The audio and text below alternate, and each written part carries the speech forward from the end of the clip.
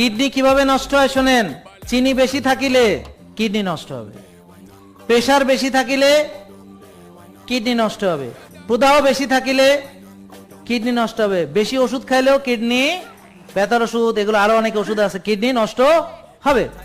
তাহলে খেয়াল করেন, কেমিক্যাল কিডনি নষ্ট করে, ওষুধ কিডনি নষ্ট করে, প্রেসার নষ্ট করে, ইনসুলিন বেশি থাকলে, ডায়াবেটিস বেশি থাকলে, প্রদাহ বেশি থাকলে নষ্ট হয়। তাহলে 6 বেলা চিনি খাওয়া আর ওষুধ দিয়ে সেটা কমানোর চেষ্টা করা হচ্ছে, পুরো কিডনির 12টা বাজিয়ে দেওয়ার চিকিৎসা। তাহলে ডায়াবেটিস রোগী কেউ 15, 20, 25, 30 যে কোনো একটা বয়সে গিয়ে ডাক্তাররা বলবে এই আপনার কিডনিতে সমস্যা চলে এসেছে, কংগ্রাচুলেশন। কারণ অনেক দিন ধরে দুজন মিলে চেষ্টা করছে কিডনি 12টা বাজাবে, এখন পারছে। আর কবে কিডনি নষ্ট হলো রেগুলার ট্র্যাকে রাখে, মাসে মাসেই ক্রিয়েটিনিন দেখে, তারপরে একসময় হাসি মুখে বলে আপনার কিডনি এখন আমরা নষ্ট করতে পেরেছি, কংগ্রাচুলেশন। নাকি বুঝেন নাই? তাহলে কিডনি ভালো রাখতে হলে কি